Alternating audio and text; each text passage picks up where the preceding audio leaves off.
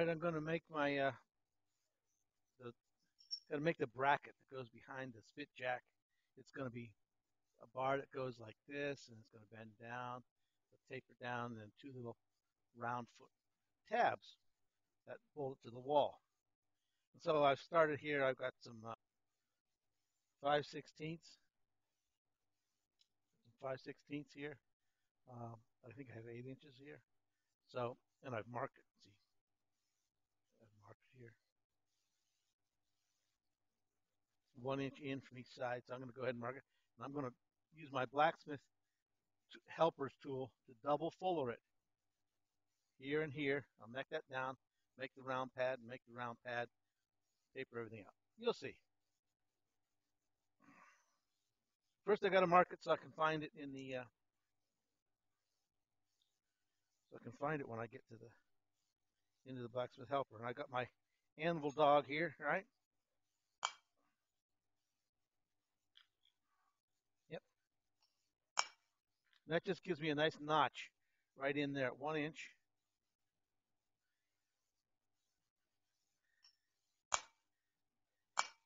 If you haven't seen an anvil dog before, it's this little triangular piece of hard metal. We lay it on the anvil, and we can use it to mark. We can use it to mark put a nice mark in our piece of metal, and then that way we'll be able to find it when it's red hot. We'll find that spot in our, here's our blacksmith helper tool, and we'll get a double fuller. That's what we're going for here. So let's get this thing hot and do that. So while that's heating up here, let me pull the dies out of this little blacksmith helper tool, just real quick in case you haven't seen one, and see what it does. It holds this tooling just like this, and this one's rounded, the bottom is rounded here, and the top is rounded. So as these two come together, it should give me a double fuller. All right, a double fuller. That means two indentations at the same, either side of the bar.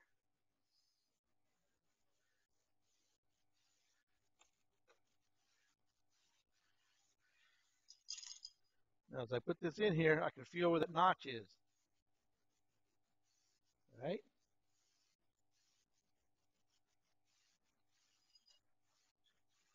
And once I feel that notch,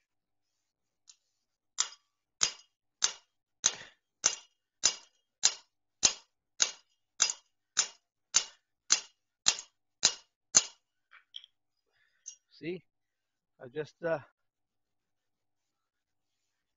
top and bottom, it's in.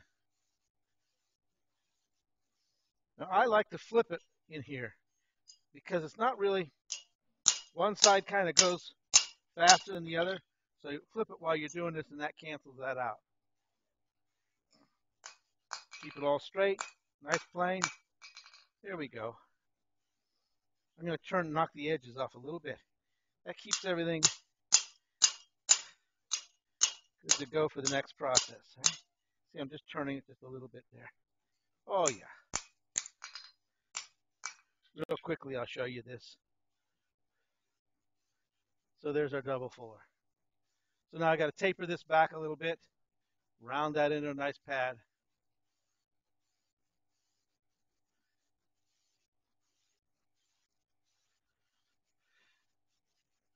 Okay, so I want to work on this back area first. I can always get the tip into the fire, right? So see how I'm just going to bring that down over the edge of the anvil here.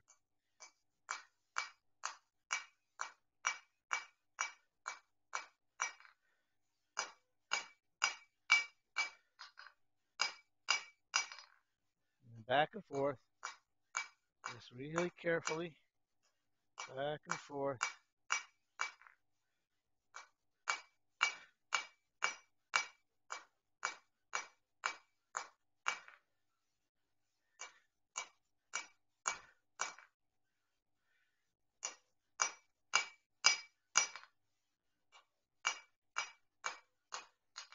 There you can see it's a little bit tapered now. See how that tapers back?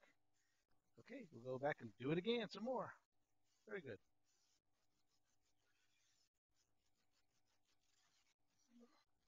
Okay, one more time on this taper. Bringing everything true to form.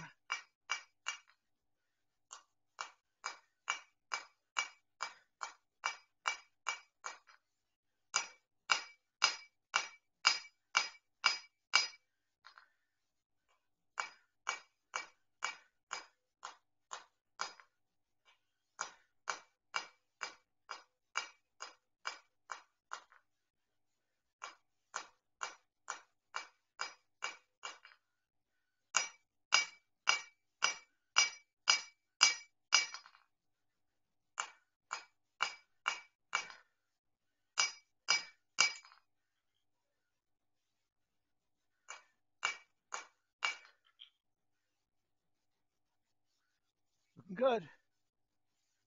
Yeah.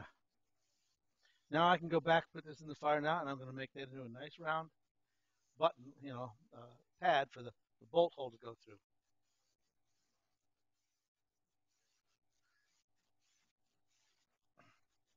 Okay, so now I just want to, first I'm going to round that up completely. Get that nice and round, right? Clean it up nicely, looking pretty good. Come back here and get this front end a little bit too, huh? See how I do that over the edge of the anvil? And see how the anvil has some ever so slight radius there so it doesn't cut into it while I'm doing that? That's important. Okay, now I can round this guy up to a nice round pad. See that? You learn to put that metal right exactly where you want it to go. It's going exactly where I wanted it to go.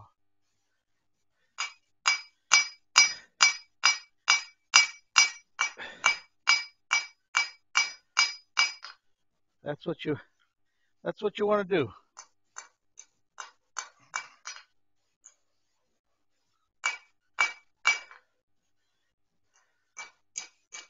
Get it hot. Made a nice pad out of that.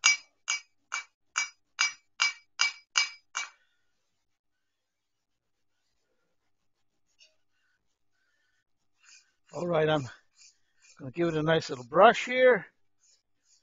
Yeah, looking good. So can you see that?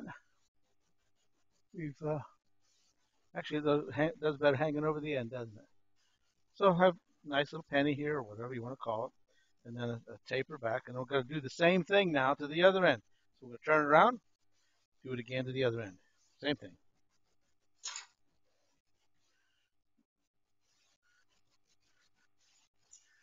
I want to take a moment and show you something I did that you can do in your shop if you're having difficulties. If you don't have a pair of tongs, see how these open up real big? Right in here, this jaw here opens up real big. And so when I was getting a hold of it like this, you see I could hold it no problem. But maybe you don't have a pair of tongs like that. So what to do at the end, just after you've done one end, because you're holding it with straight tongs, let's say, bend it over so that's out of your way, because you can bend it back later. And maybe you only have tongs that are like this. But you see how I can come in here now with these tongs and get a hold of it? Because the tab is out of the way. So, if that's what you've got, that's how to deal with it. You don't have tongs with big open yet.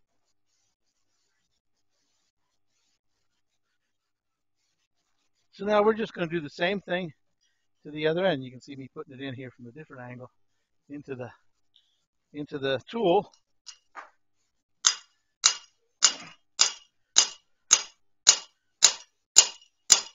Remember, like I said, just stop it after a little bit, pull it out, turn it around like that. It cancels out any errors, okay? It cancels out the errors. And you'll find me doing that all the time in all my forgings, not just this kind of work. Especially under the power hammer, hydraulic press. Okay, sure I've done the job. There it is. How's that? Can you see it okay?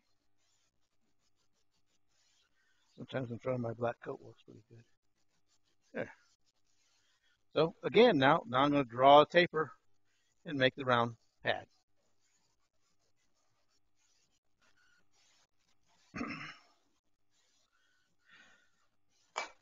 Again, right over that edge. See that rounded edge so it won't dig in? That's what I'm hanging it over there. I'm hanging it over that edge just to get her started nicely. A little awkward in the very beginning. If it starts to get away from you, correct it right away. Make life a lot easier. Just correct it right away. Don't let it keep going and going and say, I'll come back to it.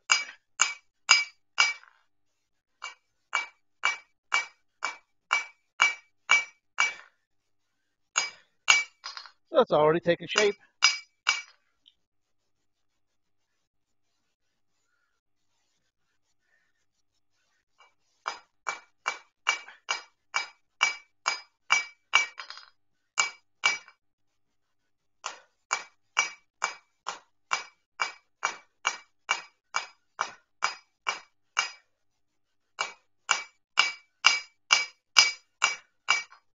No time at all.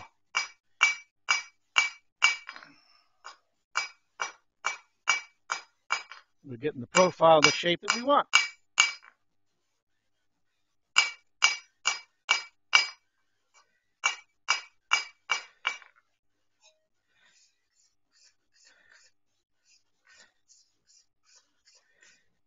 Now it's time to go in and make that nice and rounded, huh?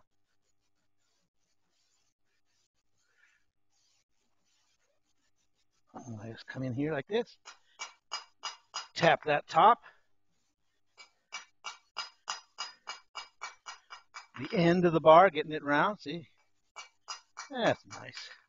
Oh, that's coming out real nice, huh? Very nice. Now it's just a matter of setting it down and just watch what I'm doing. I make that metal come right out where I want it to go, see? I put it right where I want it. If I work around,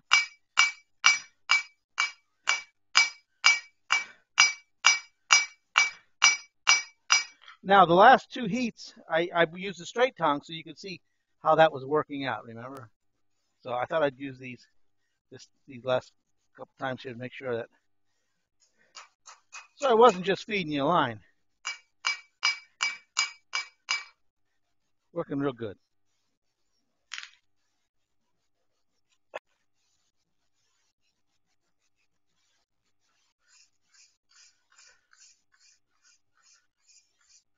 Oh, I cleaned up real nicely. There we got the other side, just like that. I'm going to go ahead and straighten this guy back out on this other end. We'll take a look at him. All right, now there it is. Not so bad. They look pretty even, pretty nice. I set these dividers to the width of the screw holes in the back of the Spitjack, so we have plenty of material there for that, huh? Okay. Somewhere in there, we'll find the center, and the screw holes will go there and there. Now we can go ahead and punch the holes on either end, and then we'll bend it over. All right, for the sake of the video, I'm going to hang on to this piece with a pair of vice grips, okay? Because I quite often drop things. You don't ever do that in your shop, do you? It's quite common for me to, do this and then, whoops, yeah, we drop it on the floor. So, and the cats have provided me with a nice tin of water here. I like to keep it. It's nice to have this big anvil because you can set things on it and they don't jump around. They got a lot of room to work. I like to keep a spot of water here, so when I punch the piece, I come right over here and dip the tip in the water. And that helps me when I flip this bar over then to punch out the slug. It helps to snap that slug out. I find it helpful. So there we are. Let's see what happens.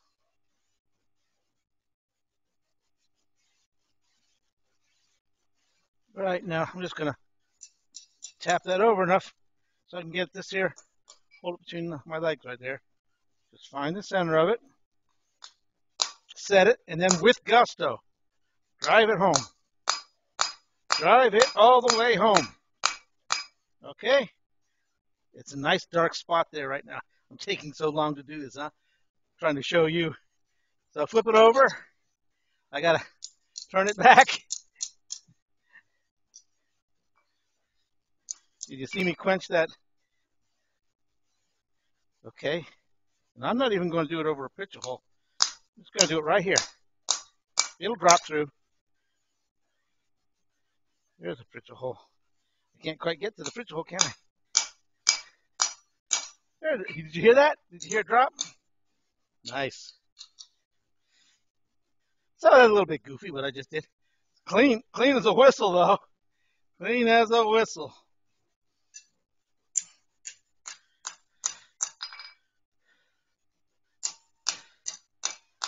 Nice.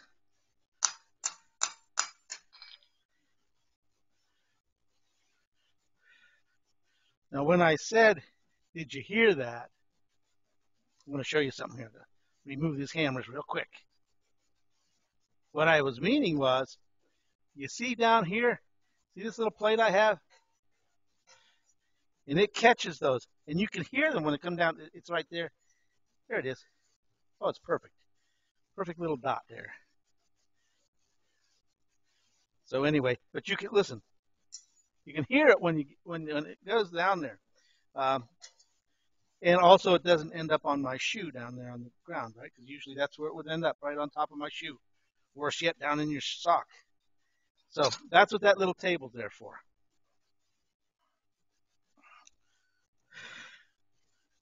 Okay. Bring them over here like that. Find the center. Set it. And then drive it home. With gusto. See the dark spot in the middle? I hope you can. I got to flip it real quick. I don't have all day, do I? No, I do not. Okay. Find that center again.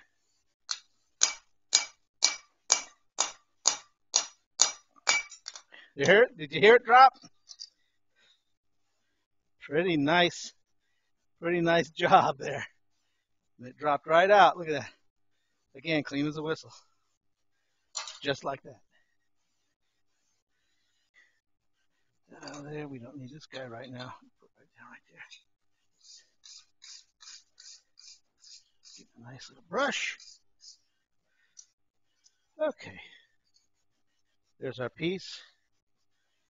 It's hot. So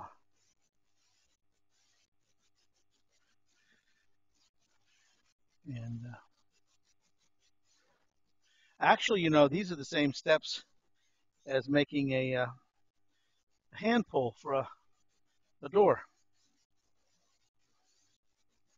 So now we're going to put the dog leg on either end, and you'll understand how this is supposed to look.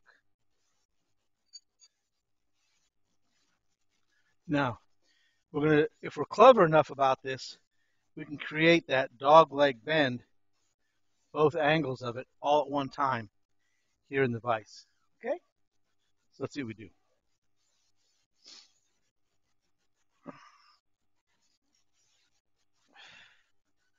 All right.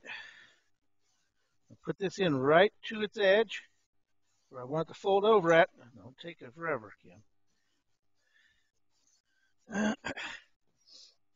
And now, in one swoop, look at that.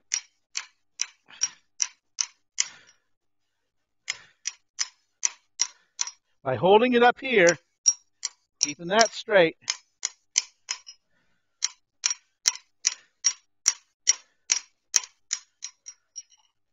and you see I've marked on my vise how much I want the standoff to be. I've marked that here. And using a round ball hammer, this is an old body hammer. That's just the right to it. And there you go. So I've created that double curve there, the offset, you see, in one heat. Now we'll do the other side.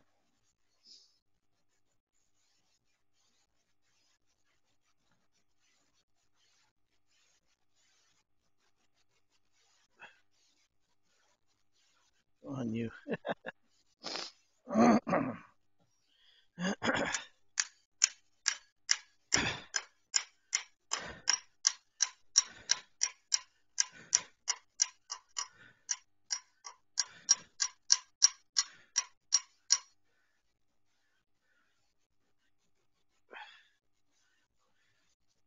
So see how I'm able to do that?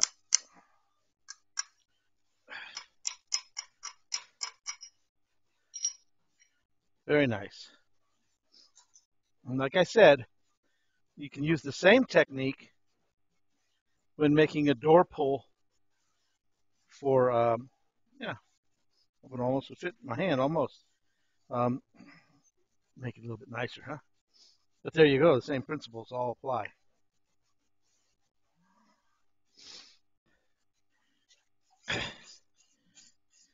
You know me, I wet brush everything hot while it's hot, and then it comes really clean, nice, really nice. Good. All right, there is our first bracket to hold the Spitjack away from the wall. So now just have to make another one. Okay.